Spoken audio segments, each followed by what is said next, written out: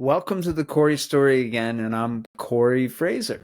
No guest today, just me, because I want to dive into what this is all about. I haven't really got into it yet. We haven't talked about what Corey story is. We have a little bit, but let's dive into it more. So let's start with who I am. My name's Corey Fraser, and I was a professional jockey at Woodbine Racetrack, Ontario. Rode a little bit in Australia, and I rode for 10 years. It's the greatest thing that ever happened to me. Like, I came from nothing. I came from being in debt on a basic job, and I got to become a jockey, make more money than I ever made.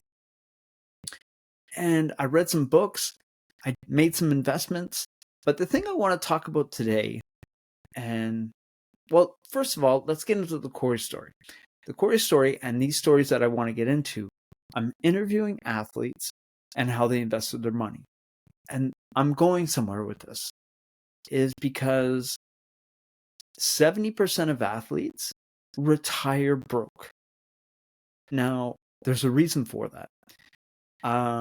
I've read some articles, which I want to get into now, but I've also watched some documentaries, and everybody thinks it's easy. They think that tons of money comes in and the athletes have it so easy. Let me just suggest, first of all, ESPN 30 for 30 episode called Broke. Killer episode. And you realize that it's not that easy being an athlete and making the money that they make. Now, myself, I didn't kill it. I didn't make no NBA salary. That's for sure. Most jockeys don't. But let me tell you what inspired me. What inspired me was I came across an article. I had got into my career and I'd already invested in a couple of properties, and I got a taste of it. I got a taste of the investment. I got a taste of the passive income and the cash flow, and I was addicted. But when I came across this article, this safety from the Detroit Lions named Glover Quinn. And Glover Quinn was a smart man. And what he did, as soon as he got his low-level contract into the NFL,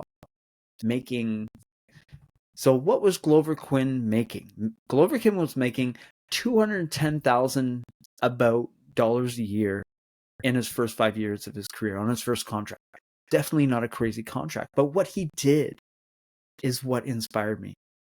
I read this article and I was like, Glover gets it. He lived off 30% of that $210,000 a year, him and his wife. And when they did that, they took the 70% and they invested it.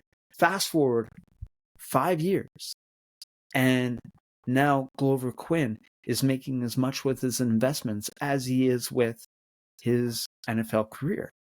Why is this important? This is extremely important because, like I said, 70% of athletes go broke by the time they retire. So Glover Quinn realized that he's a player and that he isn't in control of his income. He is an extremely talented athlete when his body's in perfect shape. But what happens is, as your careers go on, there's younger people that come up and you become obsolete and the owners choose somebody else. And that's the other key word, is the owners. As athletes, we all ride for owners. We all play for owners. We're all run by the owners. What do these owners do? These owners all own assets. They've created so many assets and created a passive income. And that's how they paid for the team. That's how they paid for their horses. And that's how they got to where they got. Us athletes honor linear income, which means we ride and we get paid, or we play for 5 years and we get paid. That money goes away. Just ask Mike Tyson, ESPN 30 for 30 episode. It's amazing. Mike Tyson went through $500 million. And if there's no investments and it's not passive income coming in over and over again, it goes away. You can spend it, especially nowadays.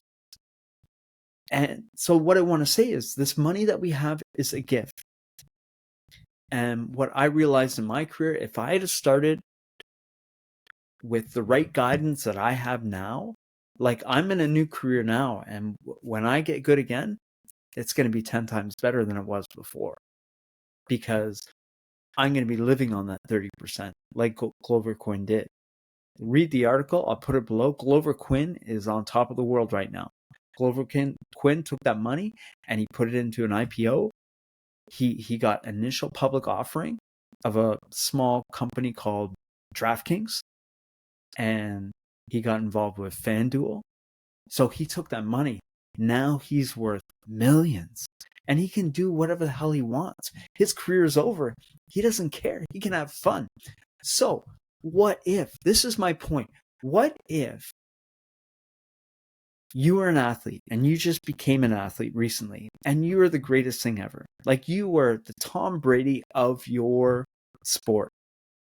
And Tom Brady's career lasted forever. And that's the ideal career that everybody wants to do. Like, they're going to retire. Oh, I'm kind of bored. I'm not going to retire, but I don't need the money, but I want to do it anyways because I enjoy it. That's great. But what if you had that great career and you were the great athlete, but you lived on the 30%? And in that 30%, something happened in your career in 2-3 years where your knee got injured, because that stuff happens, right? Or there's 18 reasons I can tell you in horse racing where your career can end that you can't even control. But what if in that 2-3 years you lived on 20-30% of your income and you invested the rest and you were making more than or as much as you would have, and it was a passive income? Wouldn't be so bad then, would it? Right? Then you could go off and do awesome, great things and enjoy your life and your family from a 2-3 year career. This is what I want to accomplish. This is what I want to point out to people. And this is what I want to help enlighten young athletes to be able, my dream is to get someone who had the small career that I had and make millions of dollars from it and do great things. This is what I want to do. This is why I created the Corey story. So now you are current. So I hope you enjoy the interviews, and I would extremely love it if you commented, if you liked, if you subscribed. But honestly, if you shared these interviews, if you find it something that would be very important to someone you love, share the interview with them. And that would mean the world to me, because that will grow this organically. Hopefully we're going to get some more amazing guests. I have some awesome people lined up. I have some awesome stories coming up, and I hope you enjoy them.